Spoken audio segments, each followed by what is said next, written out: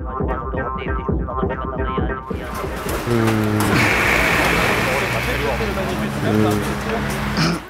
vous salue Marie, pleine de grâce. Le Seigneur est avec vous. Vous êtes bénie entre toutes les femmes. Je suis très inquiet parce qu'ils sont de moins en moins nombreux là. Ils doivent avoir une grosse maladie dégénérative là. Vu leur nombre et leur âge, je pense pas que ça représente un danger. Oui, c'est plus de l'amusement, c'est vraiment ridicule. Sainte Marie, Mère de Dieu, priez pour nous pauvres pécheurs, maintenant et à l'heure de notre mort, ainsi soit-il. Il y a un pauvre mégaphone qui essaie de se faire entendre et c'est encore une fois, ça doit être ce certain Xavier Dor qui vient polluer le 20e sonorement. Parce que c'est au moins la 5e ou 6e fois que j'assiste à ce genre de manifestation et je vais écrire parce que je trouve que c'est complètement anormal. Ras-le-bol. Tous les mois, je rentre énervé chez moi. Si, on en a marre. Ah, mais moi, je trouve ça complètement horrifiant. C'est affreux et je ne cherche même plus à comprendre. Ah oui, j'ai honte parce que franchement, voilà l'image de la France qui donne et puis, enfin, je veux dire, je me dis qu'on ne vit pas à la même époque.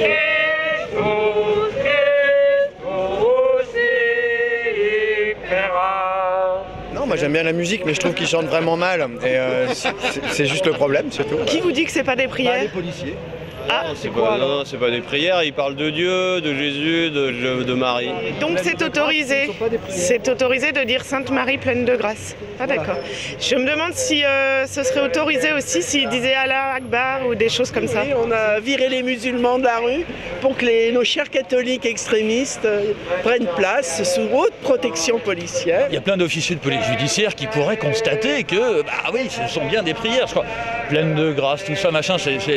Ils en ont que deux en plus des prières, ils pourraient varier un tout petit peu, mais c'est toujours les mêmes. Juste très rapidement. On leur a dit que s'ils gênaient pas la circulation, enfin la préfecture a dit que s'ils gênaient pas la circulation, c'était pas gênant. Ça serait des musulmans, par contre, ça serait les premiers à venir se plaindre contre eux. C'est de la prière en public, c'est surtout une atteinte à la laïcité. Ce que je veux dire, quand on les voit à genoux, c'est bien des prières, et puis les chants religieux, c'est des prières. Alors, ça serait des slogans, je suis démocratique, j'admets tous les slogans, y compris les leurs avec lesquels je suis pas d'accord. Et puis pourquoi boucher la rue d'ailleurs en plus? Alors ici même, vous avez vu, sur le sol, vous avez marqué Jésus-Christ stérilé. Ce qui veut dire que la Sainte Vierge aurait peut-être dû ne pas avoir cet enfant. Vous voyez, ils imaginent, mais ça c'est luciférien, je pense que c'est satanique, directement.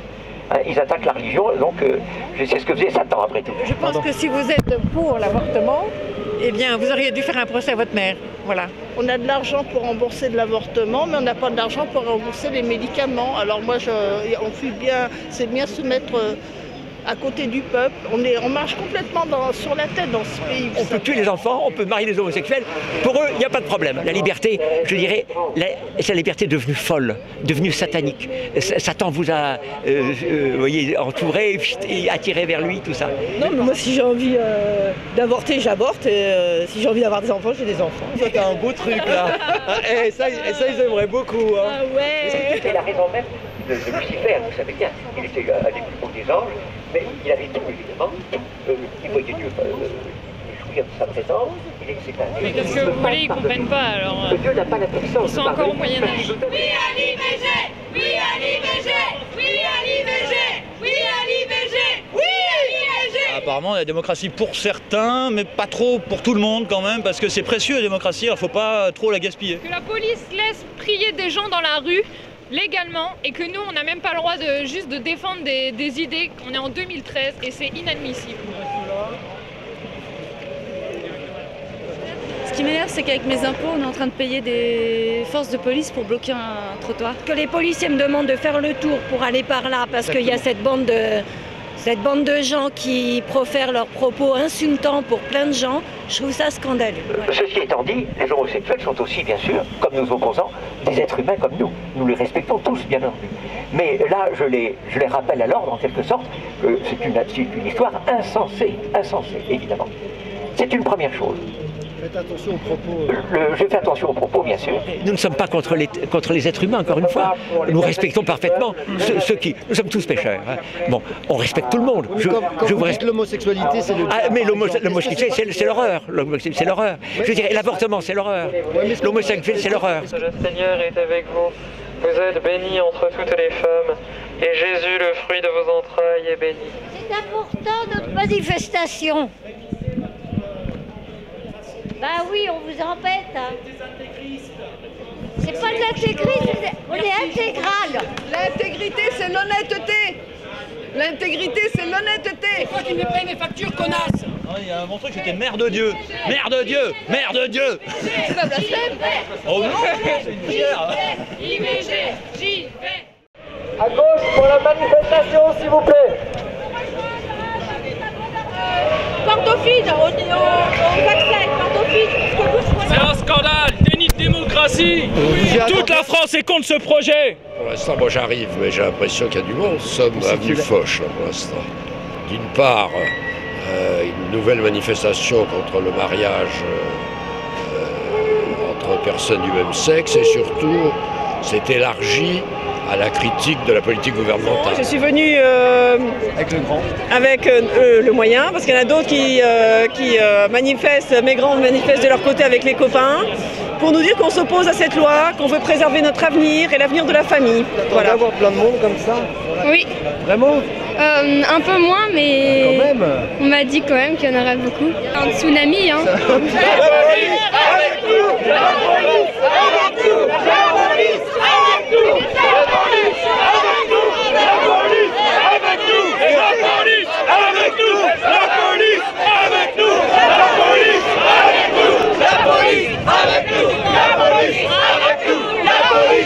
C'est qu'on en a ras-le-bol, oui, de M. Hollande et tous ces sbires qui nous prennent pour des couillons. Il dit que tous les enfants ont droit à un papa et une maman, c'est le bon sens. Et d'ailleurs, tout le monde qui est dans la rue est là pour nous le dire. Moi, je dirais que c'est toute l'idéologie qu'il y a derrière qui me dérange. C'est cette idéologie qu'on retrouve dans l'enseignement. On a la prétention de changer le cerveau des gens. C'est la décadence de la société, je n'en veux plus.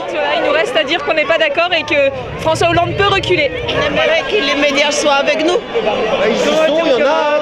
Il y a BFM, il y a merci BFM, génial. Il y a tout le monde. Ravi d'avoir BFM. Le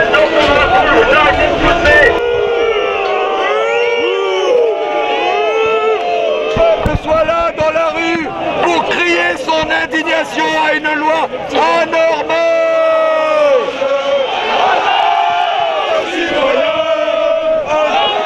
Tous à l'Élysée.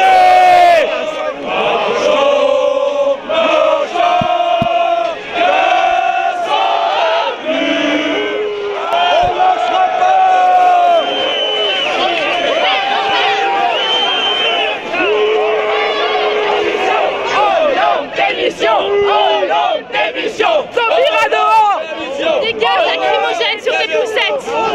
On veut du boulot, pas du mariage homo. Je suis contre le mariage homo, c'est tout.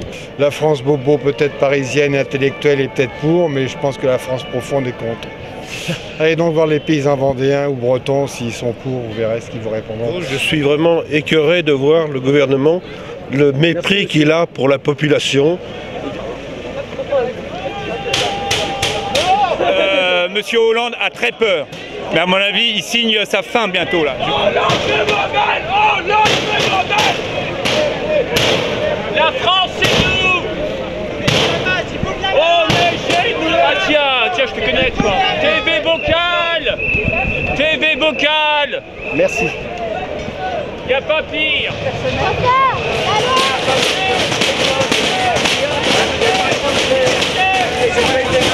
Moi aussi, je paye des dommages. Il n'y a pas que la jeunesse. Hein. Des fois on dit que la jeunesse elle est virulente, mais il n'y a pas que la jeunesse. Hein. Oui, allez, prenez-moi en photo, ça sera très bien. Allez-y. Vous aussi vous tapez, vous aussi vous tapez. Comment? Vous tapez, pourquoi? Parce que je revendique la liberté de circuler. Allez, prenez-moi en photo, c'est le moment. Ça y est, ça y est.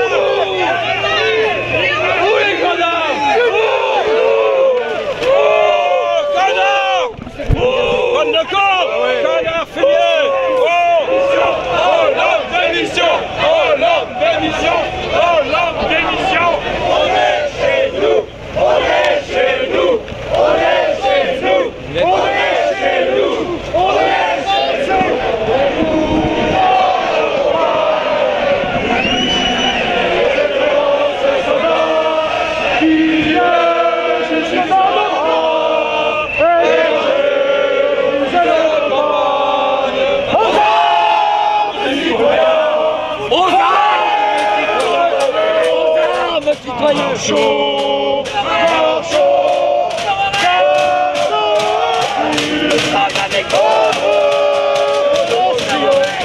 c'est une belle démonstration. Ce qui est plus préoccupant, c'est qu'apparemment on gaze des gens. Alors un petit gueuleton sur les champs, c'est jouissif. C'est une grande victoire. C'est ça, c'est pas une petite victoire. C'est quoi, menu saucisson pinard, non? Du fromage, un peu de tout. De toute façon, on est tellement nombreux que les forces de l'ordre sont incapables, sauf à faire de la casse, de nous empêcher de venir ici. Le gros problème, c'est le vol, la violence, la captation d'un mot au mariage, pour mettre deux choses inverses, la beauté de mélanger la beauté, la laideur, la malfaisance et le bienfaisance. Donc ils peuvent inventer un autre mot, ils n'ont pas le droit de prendre le mariage. On est pour le mariage, nous. Bien sûr. Bah oui, évidemment pour. Non, mais en même temps, il y a des homosexuels qui disent nous, de toute façon, on ne peut pas se marier. Oui, je sais, mais c'est pas mon point de vue et je pense que le meilleur point de vue à adopter, c'est pouvoir laisser deux hommes ou deux femmes se marier comme ils le souhaitent. Si jamais ils en ont envie, je vois pas en quoi ça les regarde. Vous êtes super courageux, pourquoi vous êtes venus dans une manifestation? Parce que nous, on est pour l'égalité et on trouve que c'est quand même inadmissible de pouvoir faire une manifestation sur les champs. C'est illégal ici et nous aussi on peut manifester parce qu'on est pour l'égalité des droits. D'accord. On n'amène pas des enfants à une manifestation, je trouve déjà. Mais bon, si j'ai envie de manifester aujourd'hui contre, j'ai le droit et c'est mon droit. Et voilà.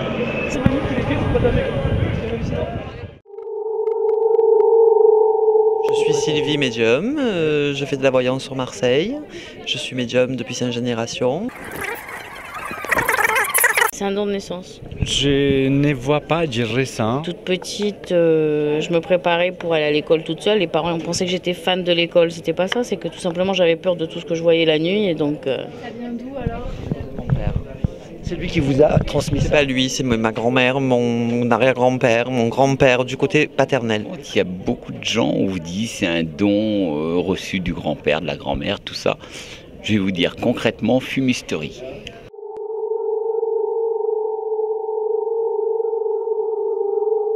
Ça vient de l'âge de 8 ans, lorsque j'ai vu la première séance de spiritisme en Colombie. Quand on est enfant, on a des perceptions négatives, la mort, les choses difficiles, les choses dures, et on essaie de me faire taire.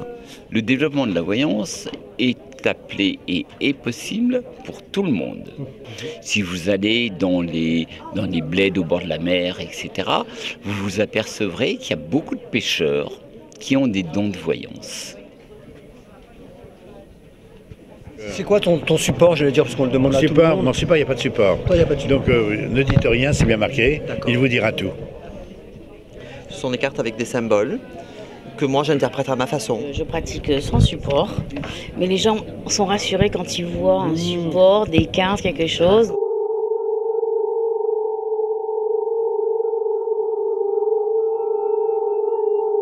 Ma spécialité, beaucoup, c'est de donner des prénoms et des dates aux gens. Le reflet du soleil sur la mer, le clapotis de la mer, c'est-à-dire le rythme développe une certaine sensibilité et développe la voyance. C'est plus une intuition qu'une inspiration. Moi, j'ai fait des prédictions qui sont réalisées. Hein. Vous voyez, regardez, la victoire de Hollande 1 an avant. Entre guillemets, c'est scientifique. Vous êtes né en janvier? Ouais. Qu'est-ce qui s'est passé il y a 3-6 mois? Il y a eu un changement chez vous? J'ai vu un médium, un être spirituel incarné dans le médium qui était mon oncle. Qu'est-ce que vous voulez savoir d'autre pour vous? Vous avez une fête bientôt normalement, ça va... Vous avez une fête comme un... Vers le 20 ou 20 et quelques? 28, voilà, je voyais ça. C'est perturbant quand on apprend qu'on a ce don. On ne sait pas comment... Oui, c'est perturbant, oui. On met des années à comprendre ce qui nous arrive d'abord. Vous avez un côté un peu épicurien, mais je verrais du bélier ou du scorpion. Non, je suis comme elle, moi. Enfin, je suis janvier, moi, mais plutôt. Oui, j'ai dit bélier. Les scorpions, je voyais les cornes. Hein. Ah oui. On est là pour dire la vérité. Après, je ne dis pas que je dis toujours vrai, hein, parce que tout le monde a le droit à l'erreur, hein, puisque la médecine fait des erreurs, moi j'ai le droit d'en faire aussi. Mais à quelque chose près, j'ai toujours vu juste. En gros, si moi je voulais être médium un jour, avec ce que vous me dites là, je pourrais l'être en gros. absolument, venez me voir. Je vous forme pendant 6 mois, pendant 1 an, et au bout d'1 an, vous serez médium. Vous avez un physique à, j'allais pas dire à porter des cordes, hein, mais un physique à cordes. Ça m'est arrivé, j'ai tout vu moi. Vous savez, j'ai tout vu, j'ai tout connu. Est-ce que vous pensez que l'égalité entre hommes et femmes existe? Pas encore, pas assez en tout cas. Non. Pas tout à fait, mais on s'améliore peut-être. Ça dépend de... Non, on est différents de toute façon. Pas encore en France. Ça va venir. Sincèrement? Ouais. Non. Ouais? Ouais. Pourquoi? Parce que ça n'a jamais existé. Alors là, tu vois, je sais pas. Ah ben non, depuis des millénaires c'est comme ça, puis ça changera pas. Parce qu'une femme toujours elle est faible.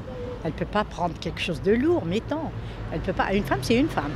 Et un homme, il est fort de caractère, il est fort. La femme elle a une poitrine, on n'a pas de poitrine, on a peut-être quelque chose dans le slip, elle ne l'a pas, bah voilà.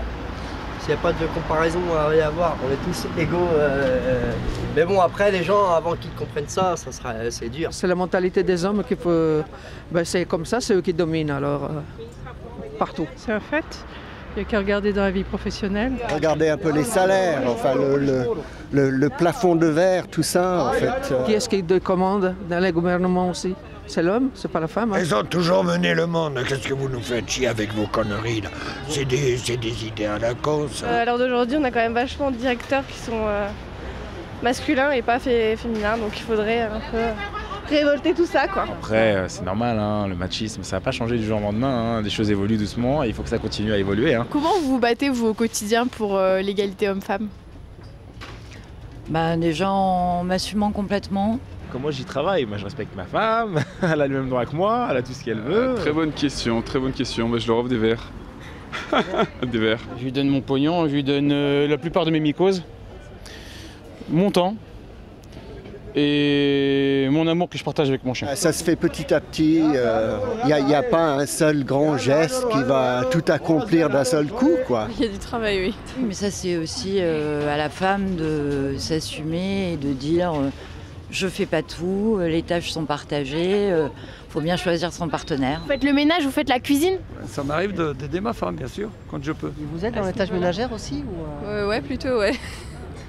Sinon, ce serait pas mon copain. Je cherche à aider à la maison. Pas aider, on fait tout ensemble, tous ensemble à la maison. Alors, je cuisine, elle lave linge. Ce que je fais, je l'aide à faire le ménage. Je fais un peu la cuisine. Elle en fait plus que moi quand même. Oui, parce que le ménage, c'est pas mon truc, c'est tout. J'aide ma femme au ménage.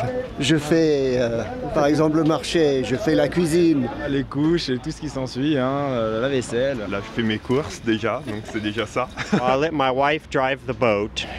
I let my wife skipper the boat and I do the maintenance. She does the easy stuff and I do the hard stuff. Des tâches ménagères, je peux me débrouiller. Mais pour le cul, c'est plus difficile. Je fais le travail extérieur, comme on vit à la campagne. Il faut aller chercher le bois, il faut tronçonner, il faut faire le jardin. Quand j'ai beaucoup plus de temps, oui, j'essaye de faire un effort, mais des fois quand j'ai pas de temps, je peux pas faire. Donc quand j'ai travaillé pendant 2-3 heures physiquement, je m'assois à table et puis je suis servi. Au niveau de la vie familiale, je pense que de plus en plus les hommes prennent en charge les enfants, les tâches ménagères, etc. Ça, je pense que ça a pas mal évolué. Oui, moi je fais tout. Faites tout. Je suis célibataire. On met la main dans la pâte, hein. Comme ça on s'entraîne, on sait un jour si elle n'est pas là, au moins que je saurais me débrouiller à faire ma cuisine, faire ma popote, ma cocotte, finite.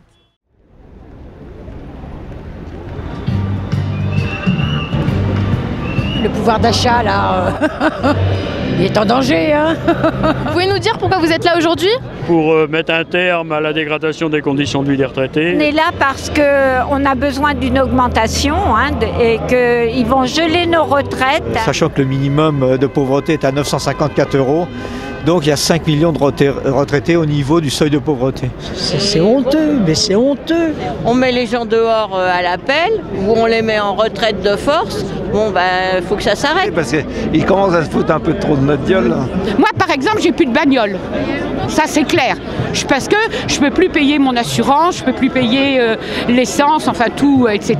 On est aujourd'hui montré du doigt comme des nantis, des profiteurs d'un système alors qu'on a cotisé. La crise, c'est eux qui l'ont faite, la crise, c'est pas nous. Nous, on travaille, moi je travaille depuis l'âge de 14 ans. Il faut savoir qu'il y a, en 93, les augmentations de retraite étaient indexées sur les salaires. On a désindexé pour le porter sur l'évolution du coût de la vie. On a perdu depuis plus de 20%. On veut aussi que ça change, que le gouvernement pour lequel on a voté nous apporte des solutions. On raconte même des conneries, on raconte. Et à longueur de journée. On pensait qu'il allait être à gauche et en fait il fait la même chose. Parce qu'on ne l'a pas élu pour qu'il nous tire dans le dos. Hein. Bah, qu'il prenne des bonnes décisions et puis qu'il taxe un peu plus les riches. L'argent pour les retraites, bah, il est à la caisse du patronat. Hein. C'est les riches qui doivent nous aider. Hein. Ou s'il y en a qui roulent dans des grosses voitures avec des chauffeurs à vitres teintées pour pas qu'on les voit, hein, et que les autres se bouffent du caviar. Je ne suis pas contre les riches, hein, pas du tout. Il faut de tout dans une société. On ne se bat pas pour la richesse, on se bat pour avoir les moyens de vivre normalement dans une société du 21e siècle. Sauf que la répartition des richesses est mal faite. Quand même, le 440 en 2012, ils n'ont jamais fait autant de profit. Hein, je crois qu'il y a 12 milliards de plus de bénéfices que l'année précédente. Et les revenus financiers ne cotisent pas aux retraites. Il suffirait de faire cotiser les revenus financiers au bon niveau. Ça couvre largement le déficit des caisses de retraite. Si on fait bouger les choses au niveau politique, les banques, elles bougeront. Hein. On les fera cracher, comme on dit. Vous croyez que les politiques ils peuvent faire cracher les banques? Ah bah oui, on les pousse au cul, comme on dit. Les jeunes dans la galère, les jeunes dans la misère de cette société-là, on n'en veut pas. On a vécu ma génération, les générations, une société où il y avait les 30 glorieuses, tout ça, où se battre n'était pas forcément une nécessité. C'est malheureux que les jeunes soient pas plus avec les retraités parce que ça les concerne directement. Il faut qu'ils se battent aussi. Ah, c'est pas le tout d'être derrière l'ordinateur et sur les tablettes numériques. Aujourd'hui, les jeunes ont intérêt à se préoccuper et à s'organiser pour faire leurs propres revendications à eux. Finalement, les jeunes et les vieux, ils sont plus proches qu'ils ne croient en fait. Absolument, en particulier les plus vieux, les plus âgés. Bien sûr, il y a les deux bouts de la chaîne où ça ne va pas. Maltraités, arrêtons de les taxer. On est des êtres humains, on n'est pas que des coûts, parce que l'argent qu'on touche aussi, il est redistribué directement dans le commerce. Et en plus, les retraités aujourd'hui participent beaucoup aux vies locales. Et vous, vous êtes prête à monter un gang avec d'autres retraités pour aller braquer les banques? Oh non. Non, on n'en est pas là. Hein. C'est ce que je vous dis, quand on écarte les barreaux de la prison, c'est ça, c'est un peu tout pété. Mais disons, tant qu'il y aura des gens qui travailleront, il y aura quand même des retraites dans la mesure où le système de répartition a été maintenu, même par le président précédent. Notre société, soit elle évolue, soit si elle ne veut pas évoluer, il faut une révolution. Maintenant, même si on n'est pas écouté, on espère que la prochaine fois, il y aura plus de monde encore pour faire bouger le système.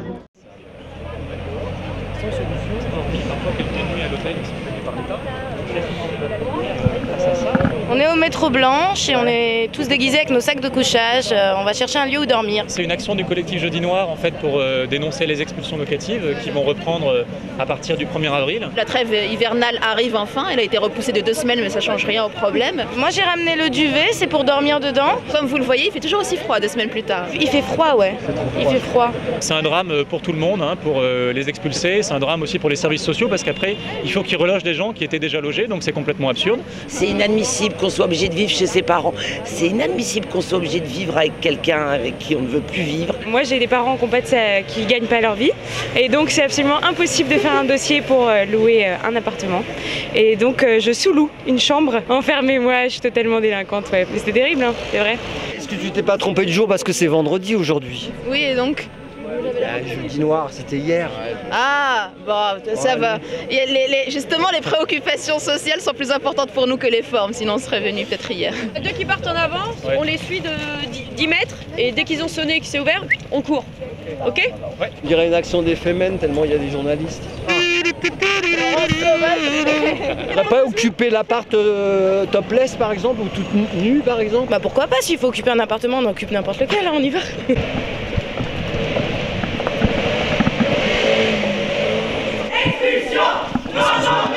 Expulsion! Non, non, non! On n'a pas de slogan! Mais on veut un logement! Nous sommes chez nos amis les huissiers de justice qui font un boulot un peu difficile, surtout à la fin de la trêve hivernale, parce qu'ils ont comme mission de virer les gens de chez eux. Donc on est venu apporter notre soutien aux huissiers de justice, qui font un boulot difficile, un boulot un peu dégueulasse aussi, c'est vrai. Et donc, pour les aider, on demande un moratoire sur les expulsions locatives.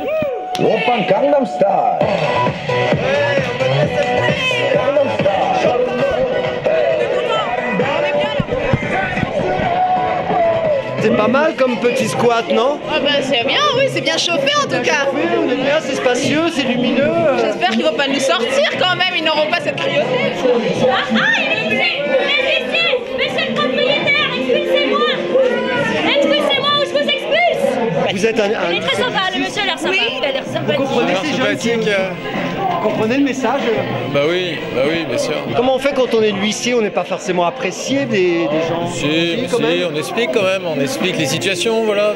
C'est notre rôle. C'est des situations difficiles qui mettent des gens dans l'embarras.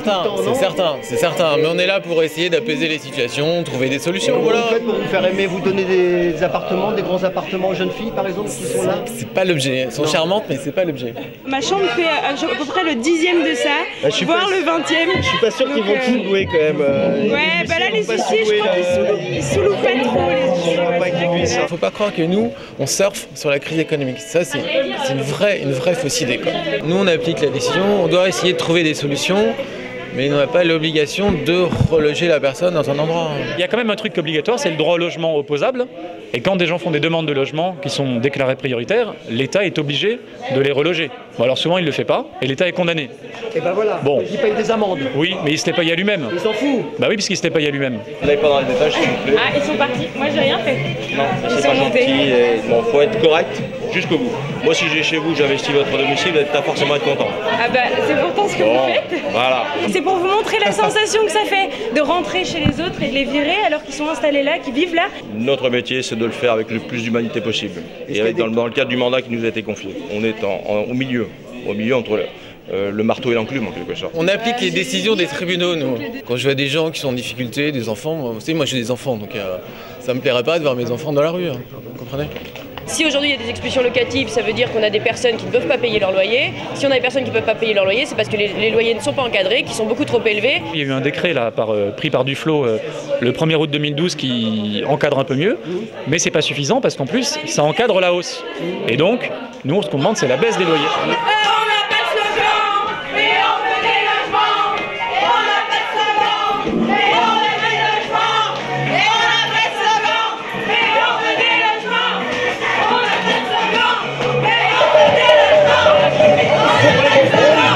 Il y a d'autres cibles, mais effectivement nous, c'est une cible un peu facile, mais je comprends parfaitement. Et bon voilà, vous remplissez votre mission. C'est beau joueur, c'est fair play. Franchement, des gens très polis, très corrects, propres sur eux, qui mettent les locataires à la rue quand même quand vient le printemps, mais sympa quand même. Ouais, mais avec un petit pincement au cœur. Exactement, et ça c'est sympa. Ça y est, c'est fini? Oui, on a fait le ménage. Oh, c'était court mais bon. Mais c'était bon. Aujourd'hui, c'est le 30 mars, c'est la journée de la Terre, c'est une journée mondiale de mobilisation pour la Palestine en hommage à des militants qui sont fait tuer en 1976 pendant une manifestation. Parce qu'ils manifestaient contre des vols de terre, ils sont victimes d'une politique de dépossession. Si Israël continue cette politique de dépossession, c'est à cause de son impunité. Je ne suis pas du tout d'accord avec ce qui se passe, les politiques des États-Unis. Ils sont toujours avec les Israéliens, ils n'étaient jamais avec nous. Malgré que c'est notre droit. Ils confisquent les terres, ils bâtissent des usines et après ils prennent les Palestiniens pour travailler. Ça ne leur donne pas le droit de chasser les gens. Ce que souhaite Israël, à les faire fuir en fait. Contrairement à d'autres colonisations qui se servaient des peuples présents pour les faire travailler plus ou moins comme esclaves, là je pense que la politique d'Israël c'est de les faire foutre le camp. Le peuple palestinien continue de résister, il faut absolument soutenir sa résistance. Il résiste en Cisjordanie, il résiste contre le blocus de Gaza. Ce qui est admirable, c'est comment les Palestiniens eux-mêmes résistent aussi bien à l'apartheid qu'à la manière dont on prend leurs terres. Les gens sont quand même prêts à manifester une solidarité avec un peuple persécuté. Et je pense que c'est vrai qu'on n'est pas un mouvement de masse à l'heure actuelle. Je trouve qu'il y a de plus en plus de résistants, il y a de plus en plus de solidaires avec nous qui sont là, mais que ce soit en France ou ailleurs. Malheureusement, j'ai l'impression qu'en France, c'est de plus en plus difficile de mobiliser sur des sujets qui sortent de nos propres frontières. De moins en moins de gens se préoccupent de ça, alors que c'est le plus grand conflit depuis 60 ans maintenant.